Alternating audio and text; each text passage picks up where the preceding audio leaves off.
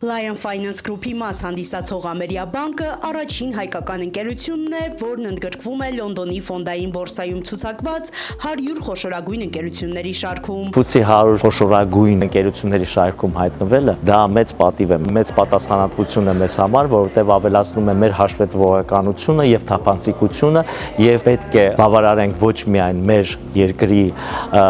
ռեգուլատիվ պահանջներին, նաեւ Լոնդոնի բորսայի կողմից ներկայացվող պահանջներին։ Այս նշանակալի իրադարձությանը մասնակցել են Lion Finance Group-ի, Ամերիաբանկի, Bank of Georgia-ի ղեկավար կազմը, ինչպես նաև պետական պաշտոնյաներ Վրաստանից ու Հայաստանից։ Սա հրաշալի փորձ է, երբ որ վրացական եւ հայկական բիզնեսները համատեղ ձևավորում են օրակարգ,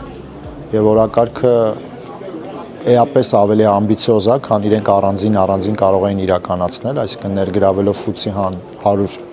ինդեքսի մեջ, դա ոչ միայն որակի, այլ նաև որոշակի ֆինանսական ցուցանիշների մասին է վկայում։ Ու ես կարծում եմ, որ մենք պիտի բոլոր ջանքերը ներդնենք, որպեսզի նման հաջողության պատմություններ ավելի շատ ունենանք։ LFG-ի ընդգրկումը FTSE 100 ինդեքսում վկայում է խմբի երկարաժամկետ ռազմավարության եւ կայուն աճի նկատմամբ միջազգային ներդրողների մեծ վստահության մասին։ Լոնդոնի ֆոնդային բորսայում ցուցակված լինելը բարձրացնում է ընկերության հեղինակությունը, բրենդի ճանաչելիությունը եւ այս ամենն ամրապնդվում է FTSE 100 ցանկում ներառնելու հաջողությամբ։ Այս ցանկի առաջատար ընկերություններով հետաքրքրված են ավելի մեծ թվով ներդրողներ։ Դա նշանակում է, որ մենք կարող ենք ստանալ շատ ավելի լայն հասանելիություն կապիտալի շուկաներին, միևնույն ժամանակ ճանաչելի դարձնելով մեզ ավելի շատ մարդկանց։ Սա լավ լուր է Հայաստանի համար, քանի որ շատ օտարերկրյա ներդրողներ իմանում են Հայաստանի մասին, հասկանում են երկրի մեծ տնտեսական հաջողությունը եւ որ այնտեղ գործում են հեղինակավոր ֆոնդային բորսաներում ցուցակված եւ միջազգային հեղինակություն ունեցող հաստատություններ։ Ուստի կարծում եմ, որ դա